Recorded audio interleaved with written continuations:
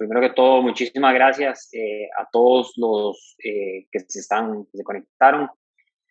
Bienvenidos a este webinar, cor- organizado por Predictabil. Y hoy vamos a tocar un tema muy, muy interesante. Yo creo que para todos los que somos abogados nos llama muchísimo la atención este tema. Así que para no quitar mucho tiempo, empezamos con la presentación. Hoy tenemos el placer de tener a María José Iglesias con nosotros. Ella eh, es la decana de la Facultad de Derecho de ULACIT. María José fue abogada litigante por más de 15 años en una firma tradicional y también se echó al agua como emprendedora y empezó su propia firma antes de pasar a la academia. Así que bueno, Manuel, primero de todo, bienvenida y gracias por tomarte el tiempo pues para hablar un poco de qué es lo que está pasando en el Legal Tech en las universidades. Buenos días, Bernardo. Muchísimas gracias a Predictabil, a BLP y a vos por esta iniciativa. Me parecen conversaciones interesantísimas y ojalá que mucha gente que esté viéndonos y escuchando pues también pregunte y participe porque son discusiones que hay que tener. Definitivamente, definitivamente. Y bueno, entrando en materia, yo vengo hablando hace rato, digamos, de que el sector legal le ha costado, digamos, a adaptarse al cambio, ha tenido poca apertura para transformarse, ¿verdad? Y salirse de su zona de confort, pensar fuera de la caja y realmente, pues, transformarse y adaptarse a todos los cambios que estamos viviendo, los cuales claramente se aceleraron con la pandemia. Eh, pero bueno, digamos, para ser justos, creo que hay que reconocer que ya finalmente está saltando en ese movimiento de cambio que se está dando y principalmente las escuelas de derecho, las facultades de derecho, al ser jugadores tan importantes en el sector legal, creo que también se están adaptando a ese cambio. Yo creo que ese cambio se da principalmente lo podemos resumir en dos grandes acciones, en dos grandes grupos, ¿verdad? Que es ver cómo las escuelas de derecho están transformando sus programas de estudio, están teniendo iniciativas, primero, para educar a los abogados en el uso de herramientas tecnológicas para ser más eficientes, digamos, el ejercicio de su profesión y también, digamos, de manera orgánica empezar, digamos, a cambiarle el chip a los abogados y que empiecen a incorporar el uso de tecnología más en su día a día. En el uso de esas herramientas ya vemos cómo las universidades tienen plataformas como Blackboard, donde toda la interacción entre docente y estudiante se da por medios digitales. Y tenemos otro tipo de herramientas como aplicaciones, herramientas que permiten hacer análisis de datos, automatización de flujos, etcétera.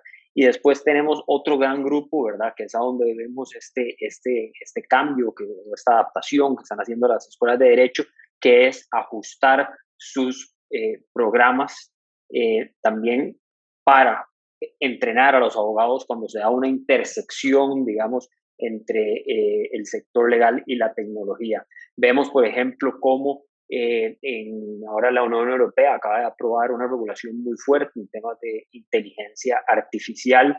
Y yo creo que las escuelas de derecho no solo están llamadas a educar a los abogados, a sus estudiantes, en cómo entender, ¿verdad? Desde un punto de vista práctico, cómo se aplica esa nueva normativa, sino cómo aplicarla para resolver un conflicto de un potencial cliente. Y bueno, para no abarcar todo el micrófono mucho más, te paso la batuta a vos, Manuel, y pues quisiera que me contes un poco, cuando hiciste esa transición de firma tradicional a la facultad, a la academia, ¿qué retos viste, digamos, en el mundo del legal tech y para transformar un poco las facultades?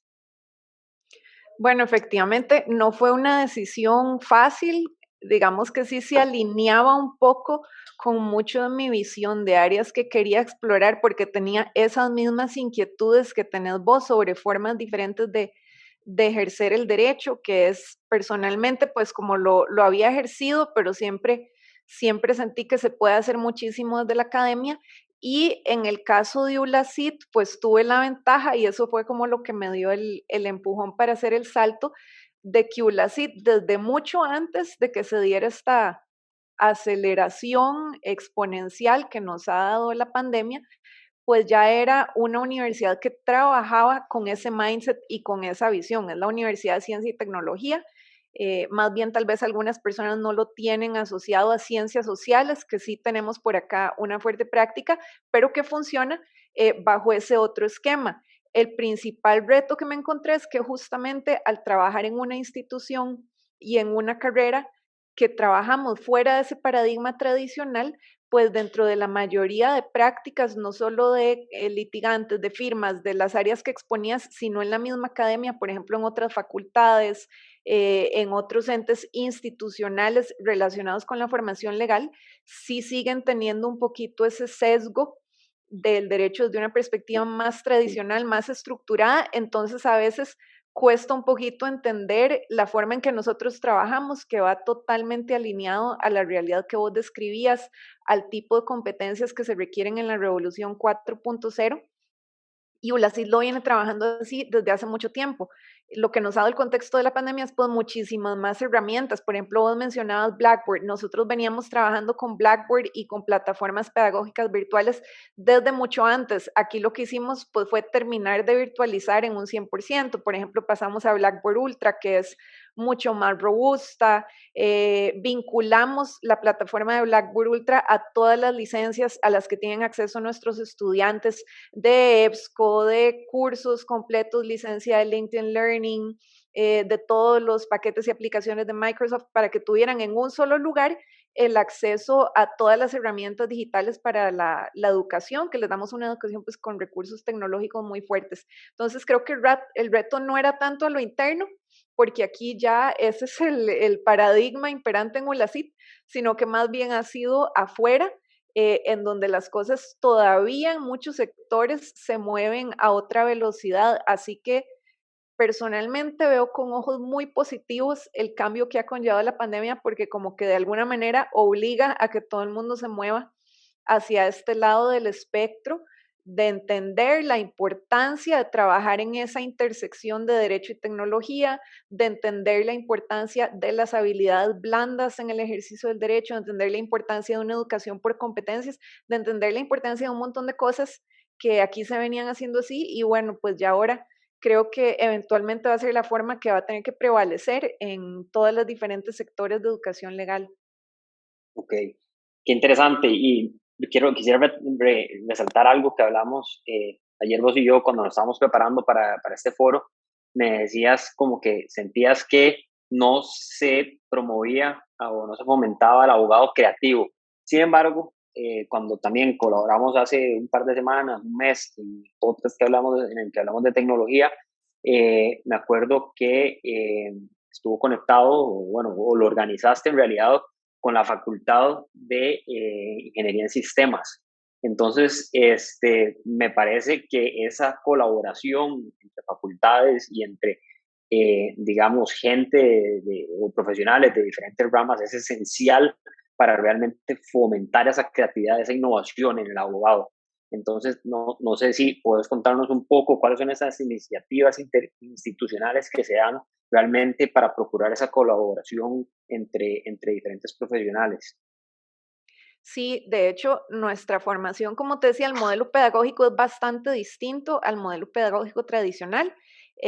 Por mencionarte un ejemplo de cómo nuestro plan de estudios incentiva la formación interdisciplinaria y además la formación de profesionales creativos e integrales, nuestros estudiantes tienen una malla de estudios muy fuerte de estudios generales, lo cual es pues poco común en universidades privadas, Ujú. acá no existe. Entonces, ellos llevan un curso solo de habilidades blandas, llevan un curso de bienestar integral y de salud mental y física, Qué llevan un bueno. curso de emprendedurismo en donde tienen que desarrollar un startup a lo largo del cuatrimestre, llevan cursos de filosofía, llevan cursos de historia del arte. Entonces, realmente más bien el que no sale siendo súper creativo y pensando afuera de la caja después de este plan de estudios que tiene una malla curricular tan particular, pues sería muy difícil. Y todo ese trabajo, por ejemplo, los cursos de estudios generales, se hacen de forma interdisciplinaria porque se llevan con estudiantes de todas las carreras, pero además de eso tenemos iniciativas específicas, lo que vos mencionabas con la Facultad de Ingeniería,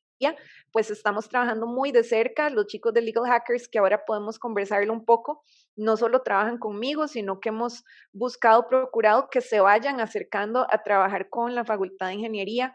Ahora para el segundo cuatrimestre vamos a tener un proyecto muy lindo que no puedo adelantar mucho, pero va a ser un proyecto de ODR, desarrollo de Ok. una plataforma de ODR que también lo vamos a trabajar en conjunto con algunas entidades o instituciones de otros sectores y de ULACID van a participar tanto estudiantes de Derecho como de Ingeniería. Entonces, el trabajo interdisciplinario en otro tipo de competencias y de actividades mucho más creativas y prácticas sí es parte del día a día de cómo vemos que tienen que formarse, porque ese es el tipo de derecho que van a ejercer, ¿verdad? Como también creo que conversábamos ayer, pues hay funciones más tradicionales que eventualmente podrían ser automatizadas, que yo pienso que hasta sería deseable que cierto tipo de funciones de los abogados, como decís vos, después de muchísimos años trabajando en firmas y particularmente en resolución Mm. de disputas, pues yo sé que la parte de la carpintería y de la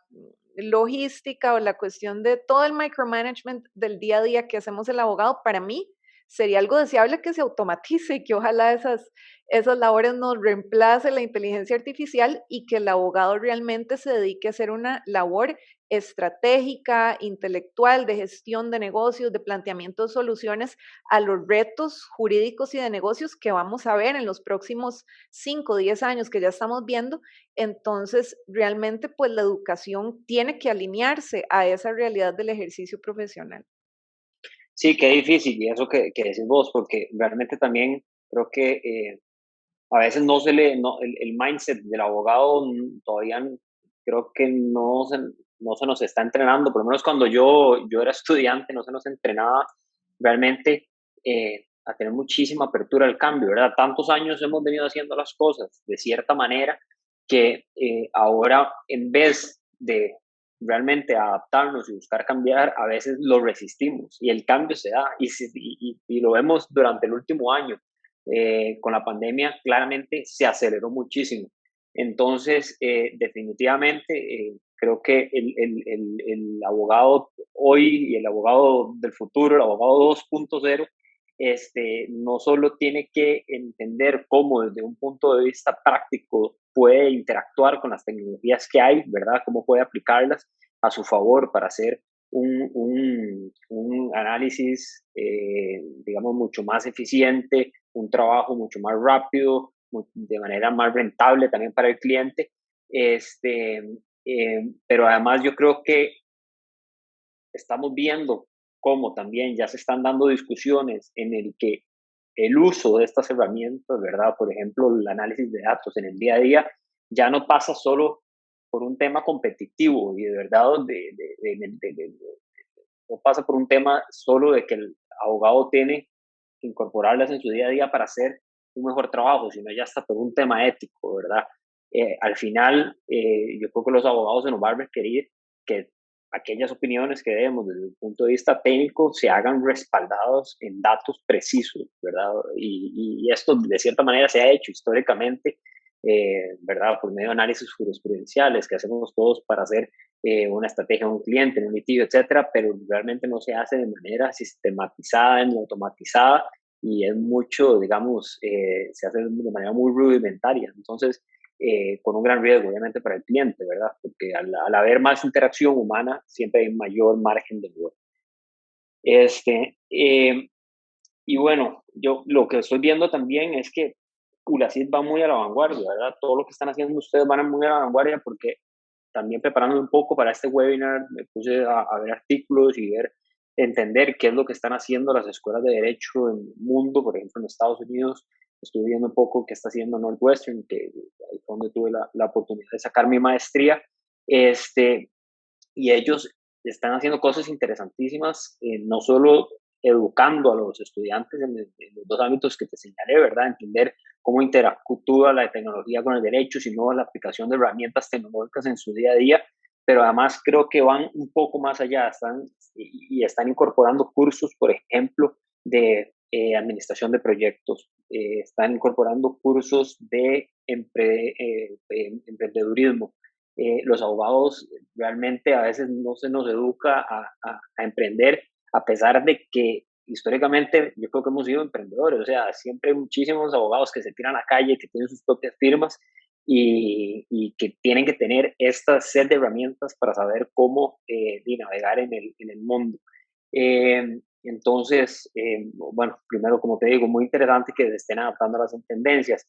Y yo creo que un gran fallo también del sector legal es que realmente los actores muchas veces no se hablan, ¿verdad? Realmente, si uno quiere crear un ecosistema creativo de innovación a donde la profesión mejore y a donde avance, claramente todo el mundo, los diferentes actores tienen que saber qué está pasando, qué están haciendo para avanzar.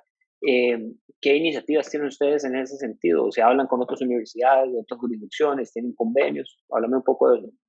Sí, y tal vez nada más un pequeño paréntesis antes de responderte, Bernardo, sobre eso que mencionabas antes, y es que efectivamente los abogados que fuimos formados en vieja escuela tuvimos que hacer una inversión muy grande en tiempo, en recursos, en Claro. esfuerzo, cuando ya estábamos gestionando proyectos o con roles administrativos o gerenciales o de jefes en nuestras propias firmas y negocios en formarnos en todo eso, en capacitarnos. Entonces, cuando yo vi que aquí, ya como parte de su bachillerato, los chicos llevan estos cursos, pues para mí fue una maravilla y por eso sí fue un paso o un reto muy interesante, porque era pasar a la academia, pero una academia con una perspectiva totalmente distinta, que no está enclaustrada, como me decías vos ayer, sino que Ajá. realmente tiene un enfoque 100% profesional y relacionado con la realidad de mercado. Por ejemplo, los docentes que dan los cursos de emprendedurismo, en donde ven creación de empresas, gestión de proyectos, estamos hablando, bueno, de Julián Truzar, que vos lo conoces, de Adrián García, Genoveva Charri, es decir, realmente ese enfoque interdisciplinario y esa formación que ellos reciben es una cosa maravillosa. Y para esta segunda pregunta, pues sí, efectivamente, la internacionalización es uno de los ejes de trabajo más fuertes de ULACIT. De hecho, nosotros, cada decano y cada facultad, dentro de sus metas y su planeamiento estratégico, en su plan de trabajo, necesariamente tiene ciertas metas de convenios, de cantidad de relaciones interinstitucionales, de la cantidad de actividades colaborativas que desarrolla con universidades alrededor del mundo. Y a mí particularmente, además de llevar una medida de cuántos convenios y relaciones nuevas tenemos cada periodo lectivo, me gusta además ir midiendo y tener mis métricas particulares del aprovechamiento, porque de nada nos serviría tener convenios con 100 universidades de afuera como las tenemos y que simplemente sean cosas pues que nos sirven para rankings, para acreditación, etcétera, pero que los estudiantes o los docentes no tienen un aprovechamiento efectivo. Entonces, pues ir midiendo que de verdad tengamos intercambios, qué sé yo, por ejemplo, con FIU. Iniciamos el año pasado y ya estamos programando las actividades de este año, un COIL, que es Collaborative Online International Learning, en donde se llevan talleres o cursos conjuntos. Entonces, con ellos estamos trabajando COILs en los cursos de arbitraje. Entonces, chicos de acá que les gusta arbitraje participan en las clases de arbitraje de FIU. Con universidades, por ejemplo, con Dayton en Ohio, que habíamos estado realizando actividad co-curricular, webinars, etcétera.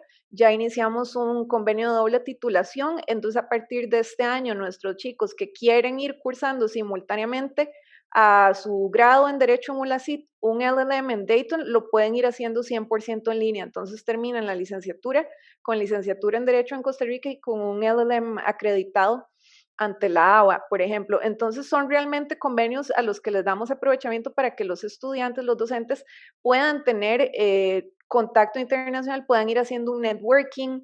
Por ejemplo, bueno, en Legal Hackers, que vos has colaborado, que a los chicos que les gusta derecho en tecnología se puedan ir conectando a redes de práctica de derecho de la tecnología, no solo local, sino internacional. Entonces, para nosotros sí es muy importante generar esas oportunidades para ellos y que tengan un aprovechamiento efectivo.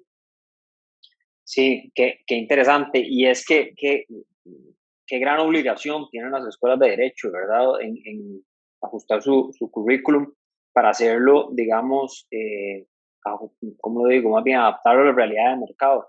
Otra gran crítica que en muchos casos estaba viendo que se le hace, por ejemplo, a las escuelas de derecho en Estados Unidos, es que al no adaptar su plan de estudios, realmente de cierta manera engañan al estudiante en el sentido de que lo preparan para trabajos que ya no existen.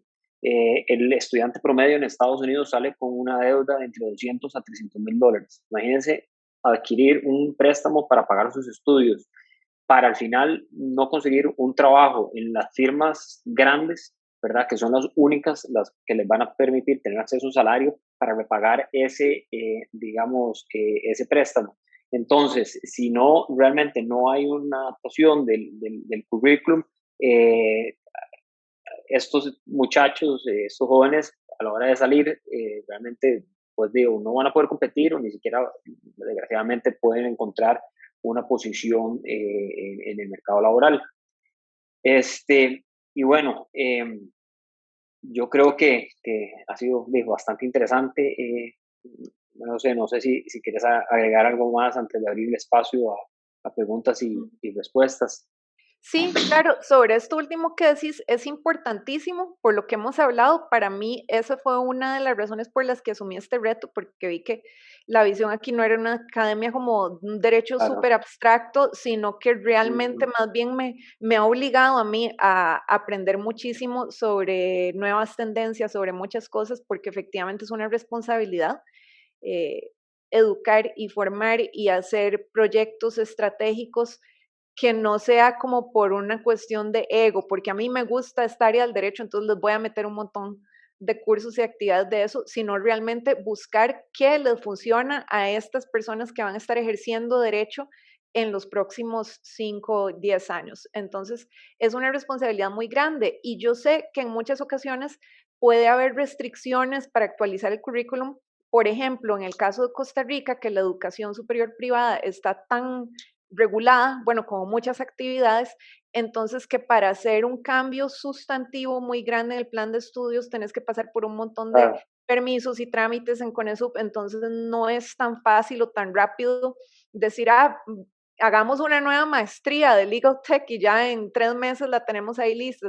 No es tan sencillo, pero la misma tecnología nos da muchísimas herramientas. Yo creo que yo te comentaba, por ejemplo, cómo hemos hecho un aprovechamiento intensivo de las licencias de LinkedIn Learning, dándonos a la tarea de que en cada curso de la facultad, desde introducción del estudio del derecho hasta los cursos de maestría, buscar rutas de aprendizaje complementarias en LinkedIn Learning. Entonces yo te decía, hasta en cursos en penal especial, en derecho agrario, en taller de cartulación uno, cursos que uno diría, ¿qué relación pueden tener con LinkedIn Learning, que es una red de negocios?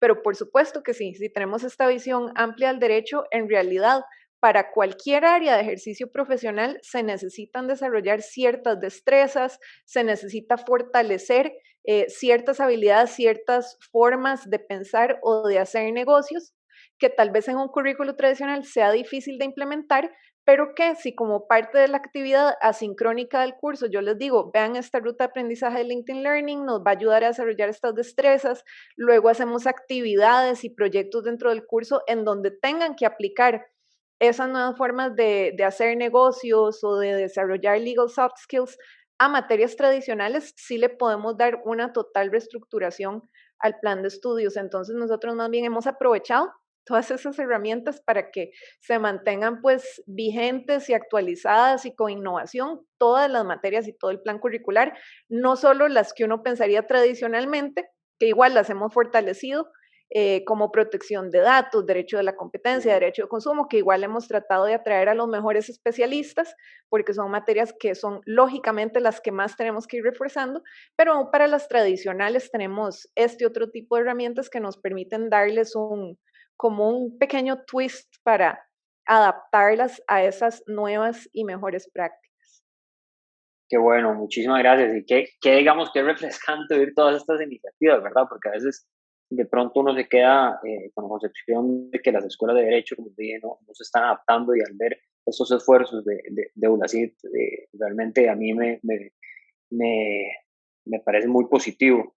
Y yo creo que también es parte, digamos, de la apertura que hay que tener para aceptar ese cambio. Hay mucha gente que le da miedo, ¿verdad? Por ejemplo, en temas de inteligencia artificial, todavía escuchas cómo la gente dice que se va a morir muchísimos empleos, ¿verdad? Y que mucha gente se va a quedar sin trabajo, pero también viéndolo desde un punto de vista positivo, creo que es una oportunidad histórica para que se abran nuevas posiciones y que la gente se pueda entrenar en trabajos de mayor valor agregado, donde requieran, ¿verdad?, realmente hacer un análisis más profundo, y que las tareas más rudimentarias, como vos lo decías, pues las haga un software especializado en ello. Y bueno, aquí quisiera pues abrir ahora el espacio para que la gente haga las preguntas que quiera, y aprovechen el gran conocimiento de María José. A vos las gracias, Bernardo. Y tal vez mientras alguien se anima con toda la Ujú. confianza a hacernos las preguntas que quieran, yo quisiera aprovechar un poco a propósito de tus preguntas para invitar a los diferentes sectores. Bueno, vos sabes que tenés la puerta abierta en el caso de Predictabil y BLP. Ya comenzamos con el podcast el otro día y hoy con esta iniciativa. Además, nos estás colaborando con Legal Hackers, pero para nosotros esta interacción y esta actividad conjunta con el mercado es súper importante.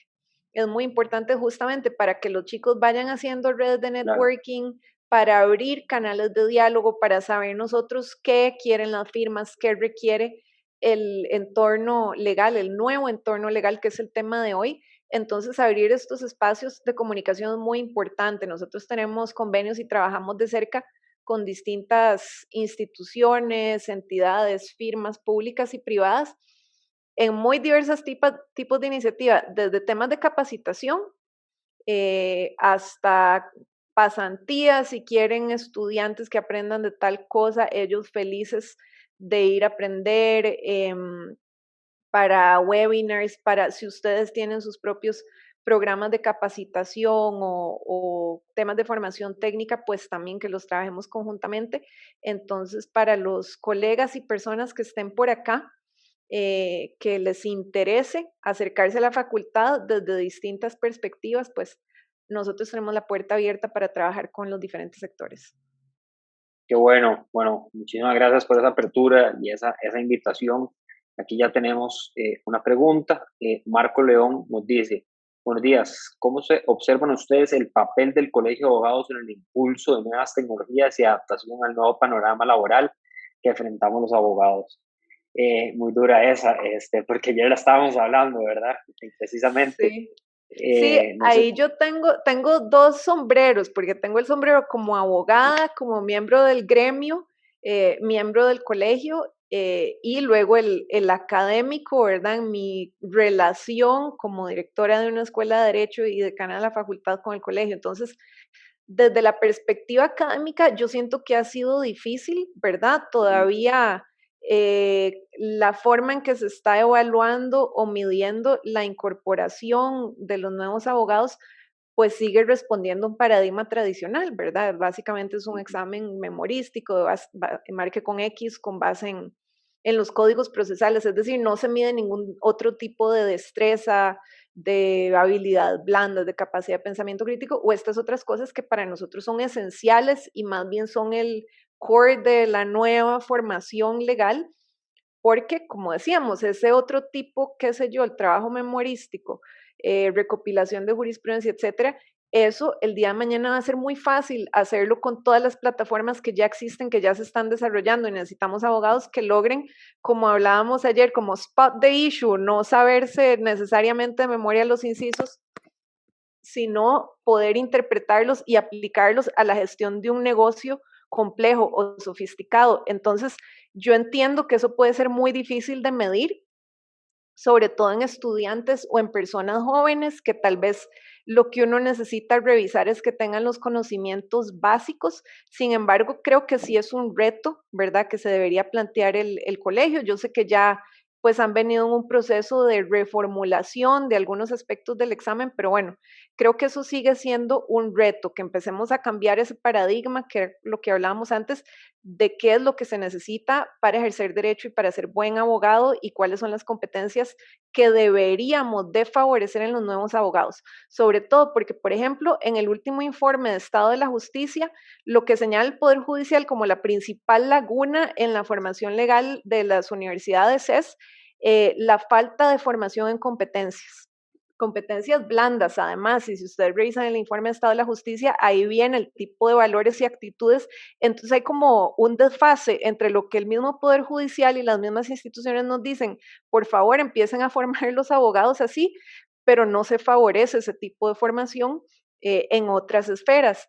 Ahora bien, cambiándome de sombrero académico y poniéndome el profesional, yo sé que en el gremio hay distintas posiciones, Marco, no es tan fácil porque hay abogados más conservadores que tal vez tienen lo que mencionaba ahora Bernardo, un poquito este temor de que nos reemplace la tecnología. Yo me acuerdo cuando fui hace un montón de años, cuando estaba comenzando Firma Digital, a la primera capacitación de crear empresa de las sociedades, que había un montón de colegas notarios ahí furiosos recibiendo la capacitación como a la fuerza, porque decían que a dónde quedaba la fe pública notarial y que nos iban a terminar reemplazando. Yo más bien iba feliz de la vida diciendo, sí, ojalá que el día de mañana un montón de actos notariales casi que se eliminen y que la gente sola con su firma digital pueda llenar formularios. Entonces, en el gremio, más allá que el colegio y sus órganos directivos, pienso que en el gremio hay temas controversiales, qué sé yo, la controversia más reciente, por ejemplo, que ha sido con el tema de las audiencias virtuales, hasta dónde podemos virtualizar enteramente los procesos sin perjudicar principios procesales básicos, sobre todo en materia penal, tema de inmediación y otros temas de debido proceso. Entonces yo siento que para el colegio tampoco es fácil adoptar posturas muy proactivas en temas de tecnología, siendo que incluso hay factores sustantivos que deberían estar sujetos a discusión. Entonces, desde la perspectiva de miembro del gremio, creo que todavía hay mucha tela que cortar, y que el colegio sí pienso que podría asumir un rol un poco más proactivo en esto. Ok. Sí, yo, Marco, bueno, muchísimas gracias por la pregunta, me parece excelente. Y ya yo hablando meramente como un abogado practicante, ¿verdad? No, nunca he tenido el placer de dar clases.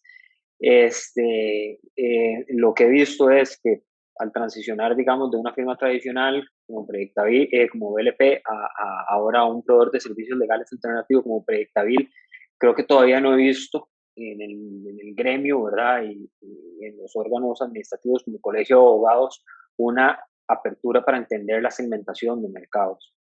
Con el ingreso de la tecnología, cada vez vamos viendo cómo muchísimas tareas, como las que mencionaba María José, que son totalmente, digamos, que tal vez no tienen tanto, ¿cómo lo digo?, especialización o nivel técnico, ¿verdad? Que hay muchísimos en el sector legal, van a ser reemplazados o van a ser por software o van a ser automatizadas.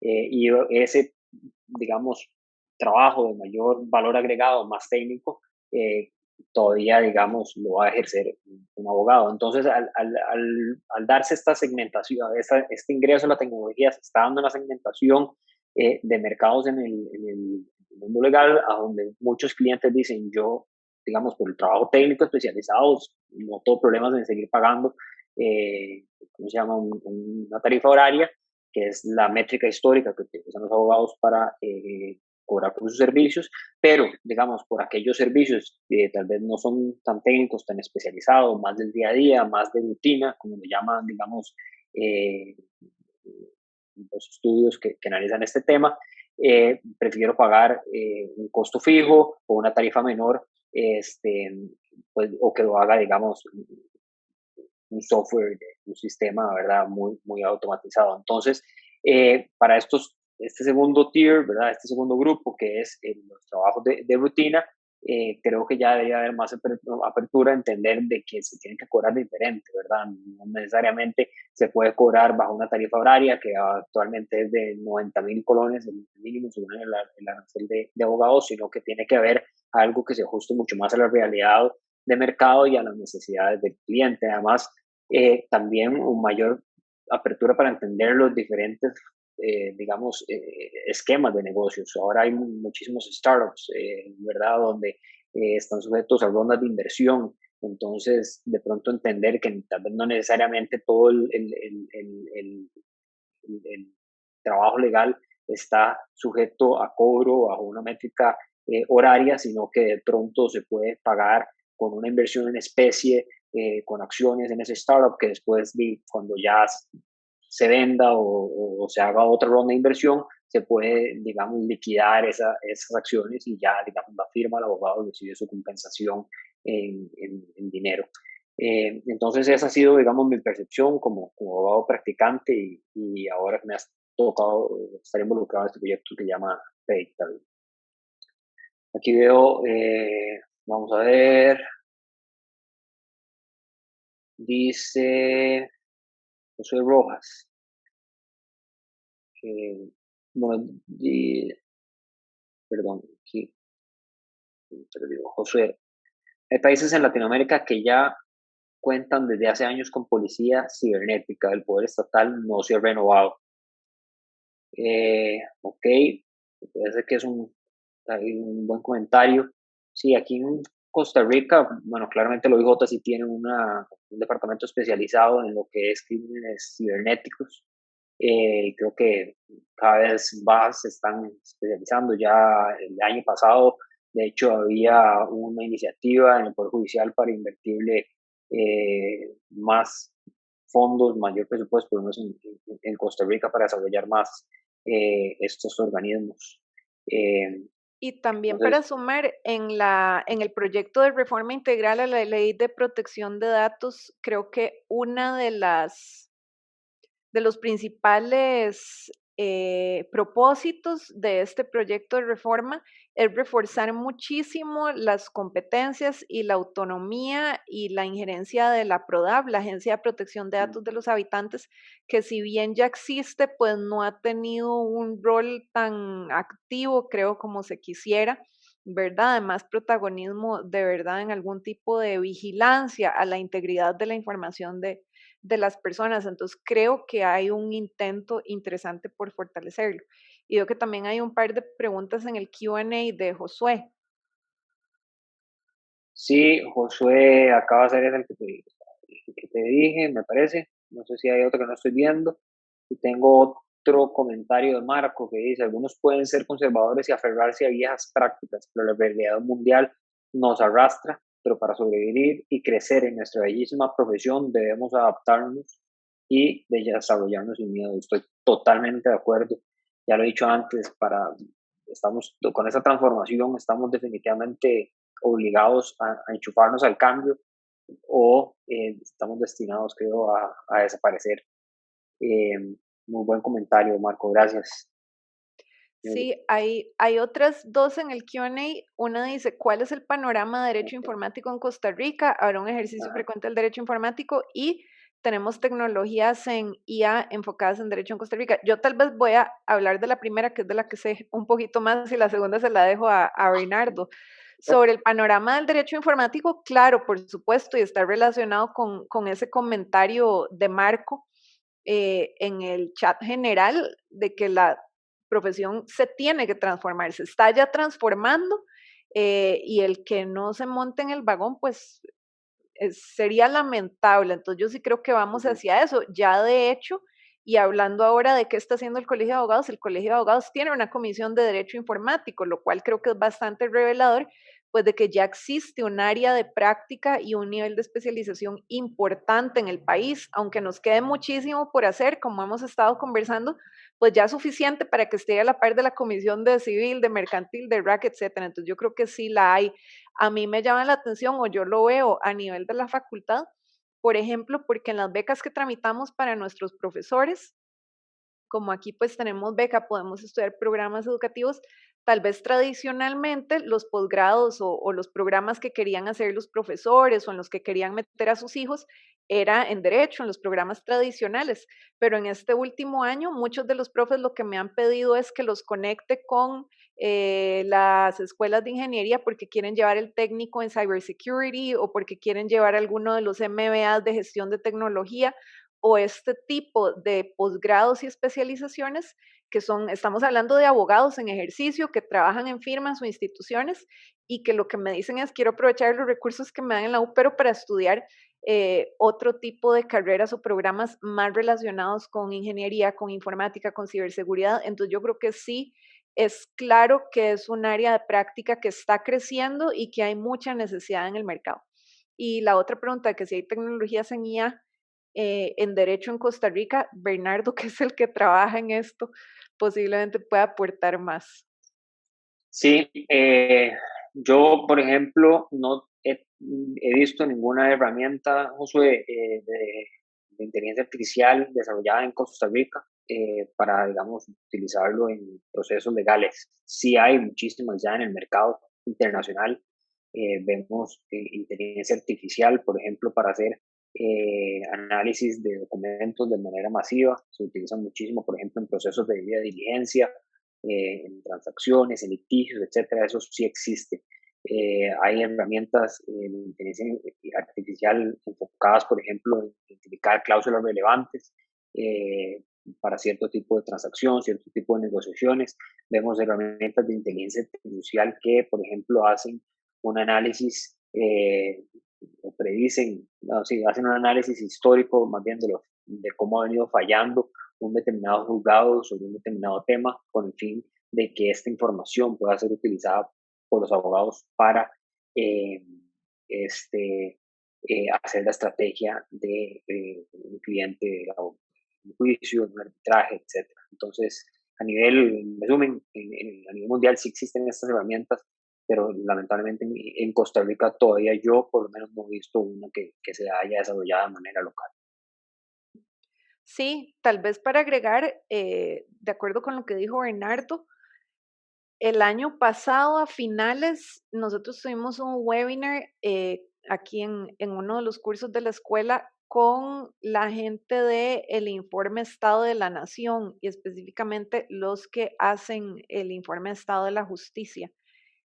Y nos expusieron, porque justamente yo siempre pido en los webinars que tratemos de darle ese giro hacia temas de más actualidad. Entonces, dentro de todas las opciones temáticas que se manejan en el programa Estado de la Nación, les pedí que nos expusieran sobre un proyecto que ellos tenían de aplicación de inteligencia artificial a la jurisprudencia de la Sala Constitucional. Entonces nos enviaron a un informático del programa Estado de la Nación que nos mostró un ejercicio impresionante que hicieron, exactamente lo que dice Bernardo. Metieron, no recuerdo en este momento cuántas miles de sentencias de la sala, pero bueno, eran básicamente desde que inició la sala y le hicieron un análisis de inteligencia artificial, entonces se podía sacar, ahí nos hicieron ejercicios, qué sé yo, X magistrado, cuántas veces ha fallado a favor de las comunidades en casos de derecho al agua y en cuál normativa se basaba más ese magistrado para ese tipo de fallos. Unas cosas impresionantes como estas que existen a nivel internacional que mencionaba Bernardo, y cuando yo les pregunté a dónde tengo acceso a esa herramienta, nos dijeron que no era pública, que de momento era nada más como un ejercicio interno de Estado de la Nación y que no estaba a disposición del público. Entonces, efectivamente, pues yo creo que no hay nada a lo que todavía tengamos acceso, pero por ahí sabemos que hay gente haciendo ejercicios. Sí, a nivel mundial, por ejemplo, sí, el uso de herramientas de inteligencia artificial, yo he visto cómo no sé, hace el 2018, creo que se hizo una competencia en el que pusieron a varios abogados de las mejores firmas, creo que este fue en Londres, entonces del famoso Magic Circle de Londres, a competir con un sistema que se llama LogGeeks. Entonces los pusieron a analizar varios contratos y entonces les hacían varias preguntas y ellos tenían que contestarlas, el sistema y los abogados en el mayor tiempo posible. Los abogados lograron contestar esas preguntas o resolver el problema, creo que fue en un tiempo aproximado promedio de una hora, con un 76-80%, digamos, de exactitud. En cambio, el software de este Logix lo hizo en 26 segundos, con un 94% de exactitud. Entonces, lamentablemente ya estas herramientas están ahí en el mercado, no hay que ser ciegos y más bien hay que entender cómo las podemos usar a nuestro favor. Y bueno, no sé si quieres agregar algo más, no sé, y yo creo que ya me parece que no hay ninguna otra pregunta, Ujú. entonces Sí, si no, no veo más para ir. preguntas. Ujú. Sí, bueno, yo de verdad no, te agradezco muchísimo por el tiempo, realmente ha sido súper valioso y eh, a mí me ha servido muchísimo para abrir los ojos, ¿verdad? Para ver dónde estamos parados, de verdad, gracias. Y como te dije hace rato, es refrescante ver que universidades como ULACIT estén teniendo esta apertura para entender el mercado legal y realmente adaptarse. A vos las gracias, Bernardo. He disfrutado muchísimo el espacio.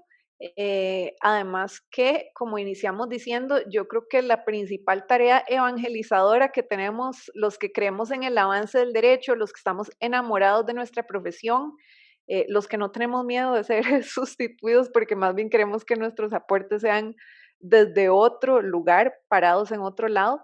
eh, Apreciamos estos espacios porque el principal reto que tenemos es ese cambio cultural y ese cambio de valores en nuestro gremio. Entonces yo creo que todos los espacios para conversar y compartir entre colegas y reflexionar sobre estas cosas creo que es valiosísimo, y los que creemos en este ejercicio creativo y disruptivo del derecho tenemos esa tarea como estar evangelizando y conversando con la gente para que, pues para que nadie se quede atrás, como dijimos, que todo el mundo se monte en el vagón para ver si vamos bajando un poquito las resistencias que existan y podemos sacarle el jugo y que la tecnología sea un aliado para los abogados y no una cosa que temer. Así es, así es. Pero bueno, muchísimas gracias, gracias a todos por conectarse y pues que tengan un buen día.